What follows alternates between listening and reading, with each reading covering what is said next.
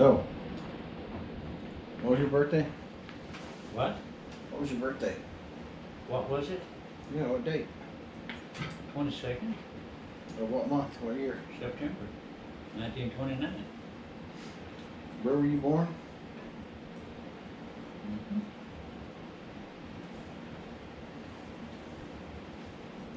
Where were you born? I can't read that, son. Where were you born? Morton. Were you in a dugout at the time or house or No, it was a little house in Morton. in the city? In the, Okay. How long did y'all live in that? Do you know? oh, not too long, I don't think, because I think Daddy moved out on the farm after that pretty quick. Was it dugout times? No, the dugout wasn't yet. So where was the farm? The farm was a Stewart farm out northwest of Morton. Okay. We lived in Morton for a while because Daddy drove the school bus. I remember we talking about it. I saw a picture of a 28 model Chevrolet with a wooden box on it, you know, with roll down curtains on the side and everything. Bought a brand new bus and drove it. Then he had to go farming. There's all farmers. That's all they knew was farming. So that was a house, I guess. It was a little farmhouse, or that you lived in there.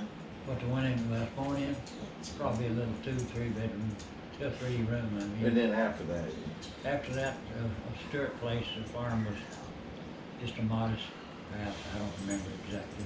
what did your dad do for a living? I never heard before the farm when he was living in Morton. He always farmed. Oh, okay. He just lived in town.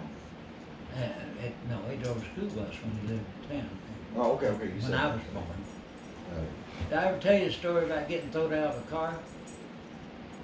I don't think so. When I was 3 months old, Daddy bought a T-model, they said, and was going down the road and going down a hill, little old hill, and the car got hot or something and started smoking. And back in them days, cars scared people. I mean, they were afraid to ride in them. And it got smoke got to coming up in it, and Mama just threw me out. They had me wrapped up in blankets and stuff, you know. She just threw me out and stepped out herself, broke her hip. Broke her hip? Yeah, well, the old car run about 10 mile, 15 mile an hour down that hill, and he couldn't, them old brakes no good, he couldn't stop them. I didn't know she had her hip broke that young. Huh? That was in 30 then, or 30, yeah. 1929. And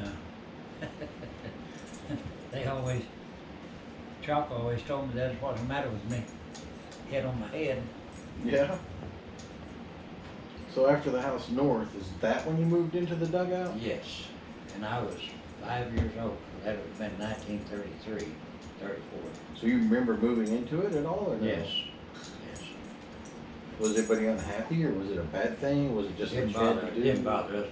Man, back in those days, the kids we didn't worry about nothing. Yeah. We didn't know nothing. And if Mom and Dad was having trouble, if it broke, they had any money, we didn't hear about it.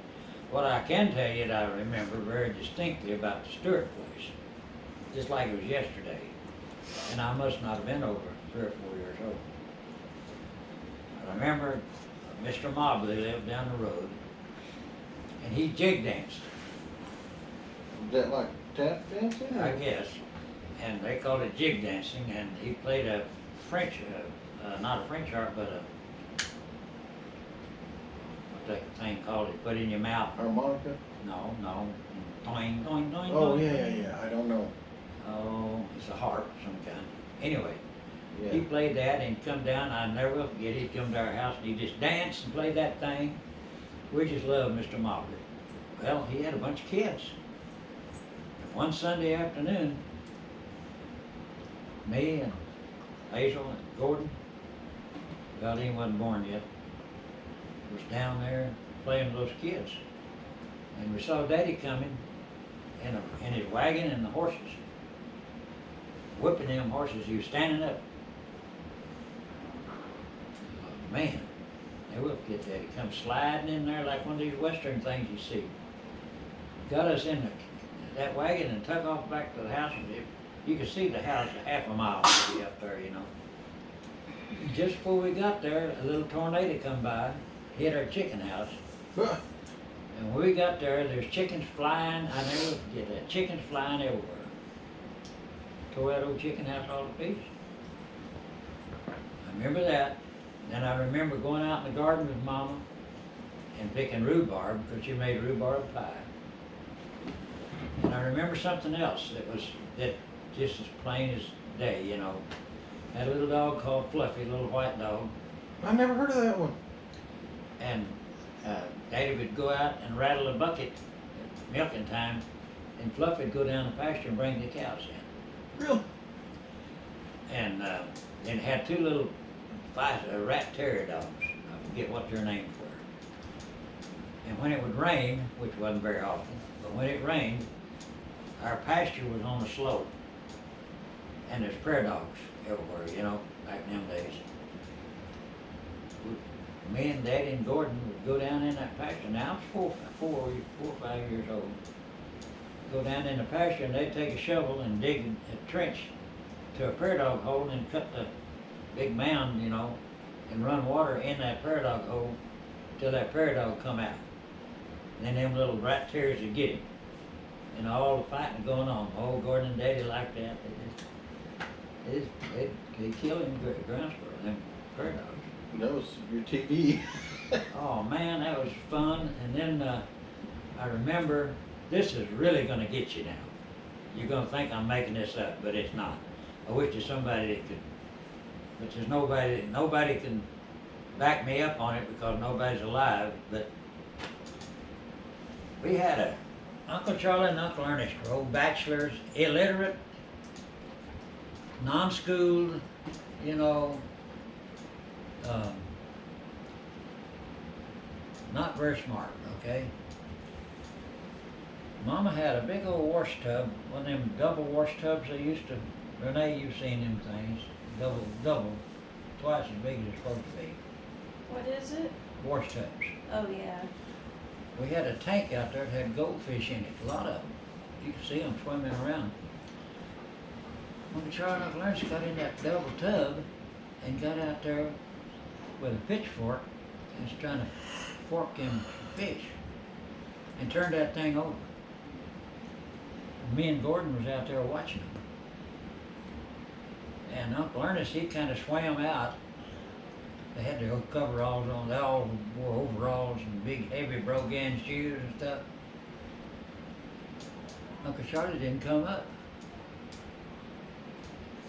Pretty soon, down at the end of the tank, this old black cat started coming up out of the water like a periscope on a submarine. And he just got on the bottom and walked out. That was the funniest thing. Of course, it wasn't funny then, but I never would forget that. And then here comes Uncle Bud Malden from East Texas, Mama's uncle, the rich plantation owner, the one where Mama saw him hang a young black man in the yard one time. I've told you about